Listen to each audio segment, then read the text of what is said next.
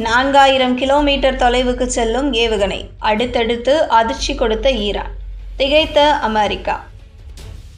ஈரானிடம் 2000 kilometre தொலைவு வரை சென்று தாக்கும் ஏவுகணைகள் தான் உள்ளன என்று கருதப்பட்ட நிலையில், அந்த நாட்டிடம் 4000 கிலோமீட்டர் தொலைவு வரை சென்று தாக்கக்கூடிய நடுத்தர வகையிலான பாலிஸ்டிக் ஏவுகணைகள் இருக்கலாம் என்று பாதுகாப்புத்துறை சார்ந்த நிபுணர்கள் கூறியுள்ளனர்.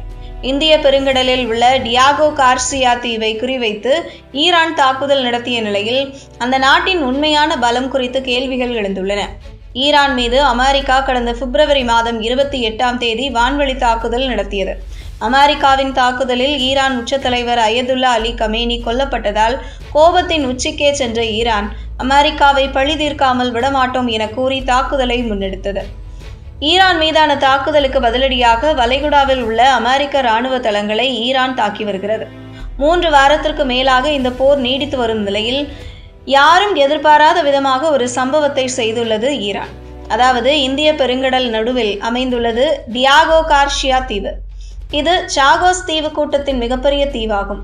டியாகோ கார்சியா தீவு கடந்த 1970ஆம் ஆண்டு முதல் இங்கிலாந்து அமெரிக்காவின் கூட்டு இராணுவ தளமாக பயன்படுத்தப்பட்டு வருகிறது. இந்த இராணுவ தளத்தை குறிவைத்து ஈரான் தாக்குதல் நடத்த முயற்சித்தது. ஈரான் எல்லைகளில் இருந்து சுமார் 4000 கிலோமீட்டர் தொலைவில் உள்ள டியாகோ கார்சியா தீவை நோக்கி 2 இடைநிலை தொலைவு பாலிஸ்டிக் ஏவுகணைகளை ஈரான் ஏவியது. இதில் ஒரு ஏவுகணை நடுவானிலேயே வழியிலேயே செயலிழந்து விட்டதாகவும், மற்றொரு ஏவுகணை அமெரிக்காவால் இடைமறித்து அழிக்கப்பட்டதாகவும் கூறப்படுகிறது. ஈரான் தன்னிடம் இதுவரை 2000 கிலோமீட்டர் தொலைவுக்கு பறந்து செல்லும் திறன் கொண்ட ஏவுகணைகளே தங்களிடம் இருப்பதாக கூறி வருகிறது.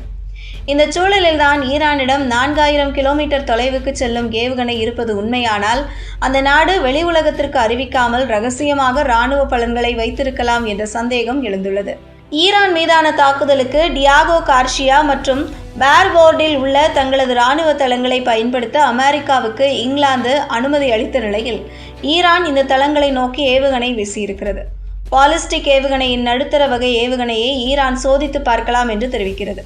இதன் மூலம் ஈரானின் தாக்குதல் வரம்பானது இந்திய பெருங்கடலை தாண்டி தென் ஐரோப்பா வரை தாக்கும் அளவுக்கு உயர்ந்திருக்கும் என்று கருதப்படுகிறது.